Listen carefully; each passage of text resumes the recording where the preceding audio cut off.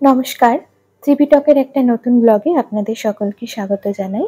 আজকের ব্লগে একটা হোটেলের রিভিউ দেব। শ্রীলঙ্কায় আমরা ছিলাম।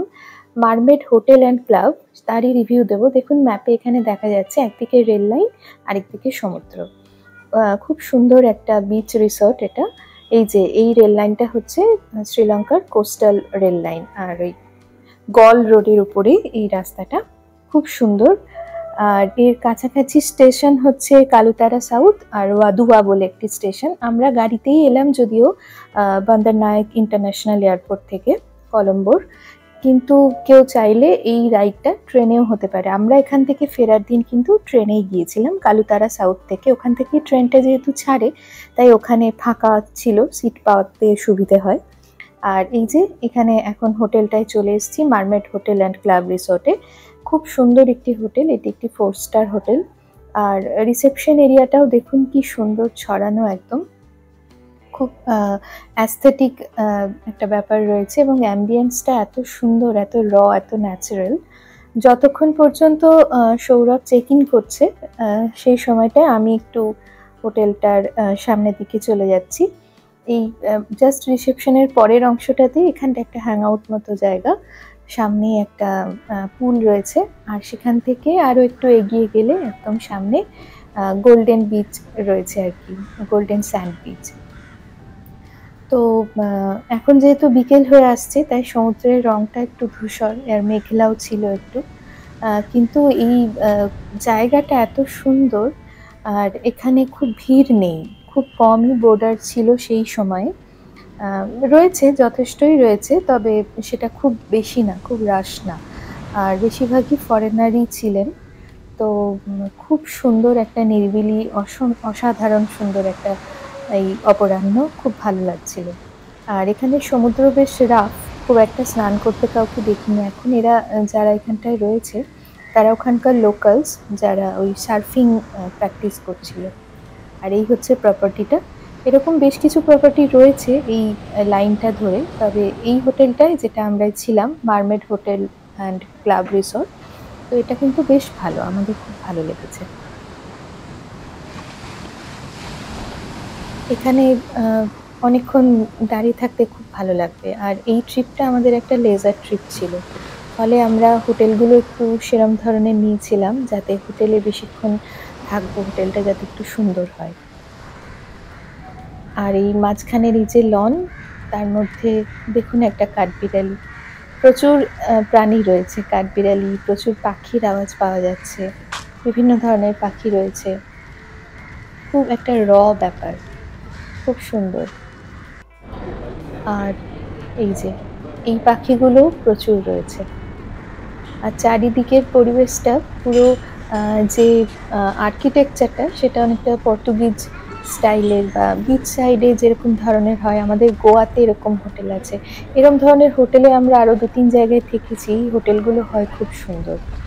যেমন আমরা সেসেলসে থেকেছি এরকম একটি হোটেলে, কোরাল স্ট্র্যান্ড বলে একটি হোটেল, বা আমরা আন্দামানে হ্যাভলকে ছিলাম ডলফিন রিসর্টে। এইগুলোর এটা ভিডিও আছে, ডলফিন রিসর্টের ভিডিও আছে, আপনারা চাইলে দেখবেন, সেটাও কিন্তু খুব সুন্দর। আর এই যে সব রুম থেকেই মোটামুটি ভিউ খুব ভালো, তবে এই যে এই দিকের রুমগুলো, এখান থেকে সরাসরি সমুদ্রটা দেখতে পাওয়া যাচ্ছে ব্যালকনি থেকে। ব্যালকনিগুলো যেহেতু একটু এগিয়ে আছে, এই যে ঠেসমূলের গাছ, তো ব্যালকনিগুলো যেহেতু এগিয়ে আছে, যেটা বলছিলাম, ওখান থেকে সমুদ্রটা খুব ভালো দেখতে পাওয়া যাচ্ছে। আমরাও একটা ওরকম রুমেই ছিলাম। আর নিচে যে বিশাল বড় চত্বরটা জুড়ে রিসেপশন এবং হ্যাং আউটের জায়গা, ঠিক তার মাথাতে ওপরে এটা হচ্ছে রেস্টুরেন্ট, ডাইনিং এরিয়া। তো এখানেই ব্রেকফাস্ট করতে আসবো। ওই স্টাফ আমাকে বললেন যেখানটা হচ্ছে ডাইনিং এরিয়া, রেস্টুরেন্ট। আর দেখুন ওনারা কি সুন্দর, সব স্টাফই ওখানে ট্র্যাডিশনাল ড্রেস পরে রয়েছেন। আর আমরা যেহেতু একদম ব্যালকনি থেকে সামনাসামনি সমুদ্রের ভিউ পাবো, এরকম একটা রুম বুক করেছিলাম, তাই অনেকটা হেঁটে, লবি দিয়ে হেঁটে, সিঁড়ি দিয়ে উঠে আমরা সেই জায়গাটায় যাচ্ছি। কি সুন্দর একটা পরিবেশ, আর প্রচুর গাছ, প্রচুর নারকেল গাছ, আরও বিভিন্ন ধরনের গাছ, কাঠগোলাপের গাছ। যেহেতু আমাদের আর ওখানকার ওয়েদারটা কাছাকাছি, তাই গাছপালাও অনেকটা কাছাকাছি, একই ধরনের গাছপালা। এই দিক থেকে ট্রেন যাচ্ছে, মাঝে মাঝে ট্রেন দেখতে পাওয়া যাচ্ছে, ট্রেনের শব্দ পাওয়া যাচ্ছে। আর উল্টো দিকটাতে হচ্ছে সমুদ্র। এই যে বিশাল একটা সুন্দর রুম, অসাধারণ সুন্দর একটা সিম্পল সাজসজ্জা, মানে ওই বাগানেরই কাঠগোলাপ দিয়ে বেশ বড় একটা রুম, অনেক বড় একটা ওয়ার্কিং টেবিল রয়েছে। এখানে দেখুন দুটো বাথরোব রয়েছে। আর এই ক্যাবিনেটটা ভীষণ বড়, অনেকটা জায়গা, ভিতরে অনেকটা জায়গা যথেষ্ট। তাছাড়াও আর যা যা কিছু থাকে, যে একটা ফুল লেন্থ আয়না তো রয়েছে, লকার্স থাকে এই সমস্ত হোটেলে, সেটা রয়েছে। ফ্রিজের মধ্যে কিছু ড্রিঙ্কস রয়েছে, বাদাম, চকলেট ইত্যাদি রয়েছে, গ্লাস রয়েছে। তারপরে চা কফির জন্য সব কিছু রয়েছে এখানে। শ্রীলঙ্কায় ডিলমা চাটা ভালো চা শুনেছি, সেটাও রয়েছে দেখলাম। আর বিশাল একটা বাথরুম, খুব ঝকঝকে পরিষ্কার পরিচ্ছন্ন, বিশাল একটা বাথরুম। এটা তো শাওয়ার এরিয়া আলাদা করে রয়েছে। আর এখানে বেসিন এরিয়াটাও বেশ বড়, সমস্ত কিছু রয়েছে। আর সব থেকে যেটা ভালো সেটা হচ্ছে এই পাথরের বাথটাবটা, এখান থেকে শুয়ে শুয়ে সমুদ্রও দেখতে পাওয়া যায়। ঠান্ডা জল গরম জল দুটোরই ব্যবস্থা রয়েছে বাথটাবেও।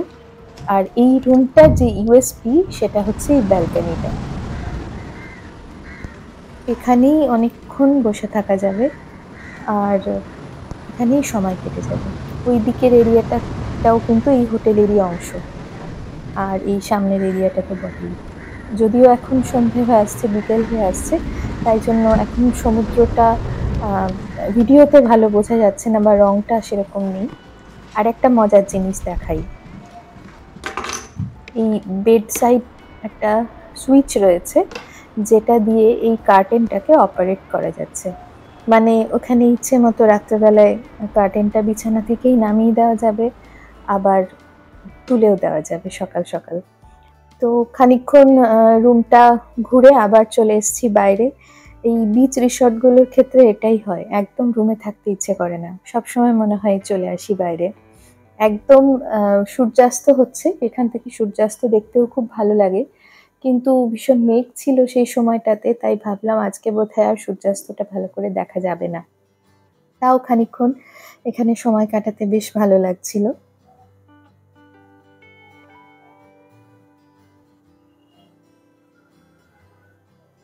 বেশ কিছুক্ষণ ধরে সমুদ্রের ঢেউ মেখে তারপর আমরা রুমের দিকে হাঁটা লাগালাম। সেদিন মানে আগের দিন ভোরবেলা থেকে বেরিয়েছি তো খুব ক্লান্তও ছিলাম আমরা। রুমে এসে দেখলাম যে মেঘ সরে গিয়ে আবার খুব সুন্দর সূর্যাস্ত আস্তে আস্তে দেখতে পাওয়া যাচ্ছে, ভারী সুন্দর লাগছিল। হোটেলের ব্যালকনি থেকেই কিন্তু সূর্যাস্তটা খুব সুন্দর করে আমরা উপভোগ করলাম। তারপর সেদিন রাত্রে ডিনার করে নিয়ে তাড়াতাড়ি ঘুমিয়েও পড়েছিলাম। আর তারপরে এই খুব ভোর ভোর আবার ঘুম ভেঙে গেল। তখন থেকে আবার ব্যালকনিতে এসে দাঁড়ালাম এবং দেখলাম একটু একটু করে আলো ফুটছে, পরিষ্কার হচ্ছে চারিদিক। এরপর দেখতে পাবেন আরও যখন সুন্দর করে পুরো রোদ উঠে যাবে, তখন কি অসাধারণ রঙিন হয়ে যাচ্ছে সব কিছু। সামনের লনটা একদম সবুজ, গাছগুলো সবুজ, তার পিছনে ওই দেখুন কি সুন্দর একটা নীল সমুদ্র দেখতে পাওয়া যাচ্ছে। ভীষণ ভালো লাগছিল এখান থেকে। আর আওয়াজ বলতে শুধু সমুদ্রের গর্জন আর পাখির আওয়াজ, আর সেরকম কোনো আওয়াজই নেই। আর মাঝে মাঝে উল্টো দিকে যে ট্রেন যাচ্ছে হুশ করে, সেই ট্রেনের আওয়াজ পাওয়া যাচ্ছিল।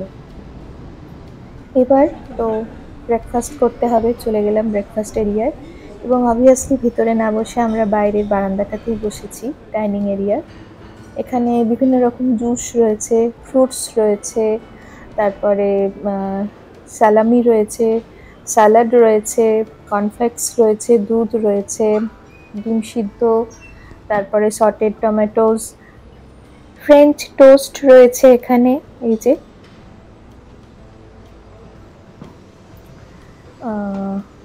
আরও অনেক কিছু আছে, প্যানকেক রয়েছে এটাতে, প্যানকেক, বিভিন্ন ধরনের ডিপ রয়েছে, সস রয়েছে, এটা কুকড বিনস রয়েছে, সব রকমই খাবার টাবার এখানে রয়েছে। লাইভ কাউন্টারও রয়েছে, সেখানেও অনেক কিছু পাওয়া যাচ্ছে। এছাড়া এই যে ট্রেন যাচ্ছে, এখানে বিভিন্ন ধরনের লোফ রয়েছে, ক্রোসার রয়েছে, তারপরে পেস্ট্রিজ রয়েছে, কেক রয়েছে। আর এই যে দেখুন, শুধু তো বোর্ডাররা আসেনি, এনারাও এসছেন যার পাত থেকে যা কিছু ছৌ মেরে তুলে নেবে বলে। এছাড়াও কিছু শ্রীলঙ্কান খাবার রয়েছিল, সৌরভ ট্রাই করেছে সেটা। রাইস ফ্লাওয়ার কোকোনাট দিয়ে করা একটা ডালা মতো, এর উপরে কোকোনাট মিল্ক আর এই ডাল আর এই আচারটা দিয়ে খেতে হবে। কি নাম এটা? এটার নাম হচ্ছে পিট্টু। পিট্টু? পিট্টু। খেয়ে বল কেমন? খেয়ে বলি। আচারটা দিয়ে খাই। আমি একটু খাবো? হ্যাঁ।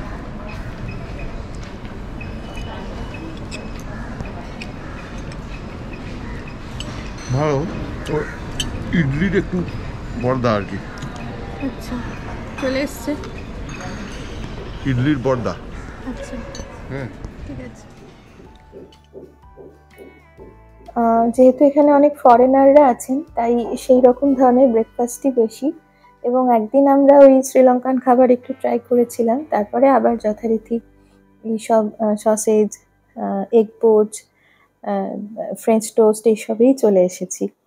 এটা দ্বিতীয় দিনেও আর কি। তো প্রত্যেক দিনই ওই কাছাকাছি একই ধরনের ব্রেকফাস্ট থাকে। আর ওই যে বললাম, এটা আমাদের খানিকটা লেজার ট্রিপ ছিল, তাই জন্য বেশ কিছুটা সময় হোটেলে কাটানো গেছে। এবং যেহেতু এই হোটেলগুলো এত সুন্দর, সেই জন্যই এই সুন্দর হোটেলগুলো করা, যাতে অনেকটা সময় হোটেলে এনজয় করা যায় আর কি। আমি তো জলে নামি না, কিন্তু সৌরভ তো এখন সাঁতারটা শিখে ফেলেছে, তো খানিকক্ষণ পুলে ছিল। আর এই চারিদিকের পরিবেশটাও খুব সুন্দর, খুব ভালো লাগছিল এখানে। একজন বিদেশি মহিলার সাথে অনেকক্ষণ গল্প হলো এখানে, খুব ভালো লাগলো। আচ্ছা, এরপরে আবার একটু সমুদ্রের ধারে চলে গেলাম। অসাধারণ দেখতে লাগছিল, আকাশের নীল আর সমুদ্রের নীল একদম যেন মিশে গেছে। কি যে ভালো লাগছিল তখন এখানটায় দাঁড়িয়ে থাকতে।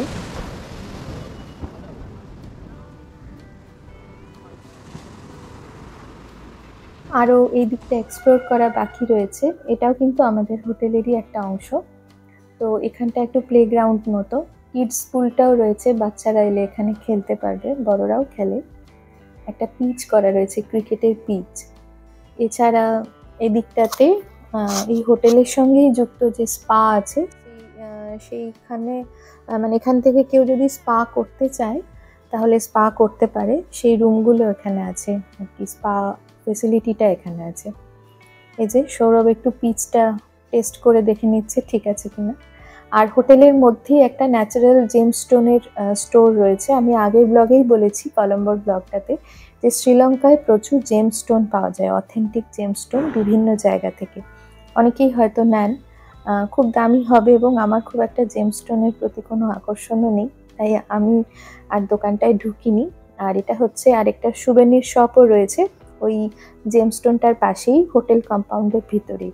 এটার প্রাইস অ্যাফোর্ডেবল, এবং এখান থেকেই আমরা বেশিরভাগ ম্যাগনেটগুলো নিয়েছি এখান থেকে, কিছু যা নিজেদের এবং বন্ধুদের জন্য।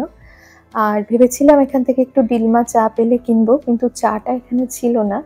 বাকি প্রায় সমস্ত কিছুই সুভেনির এখানে ছিল।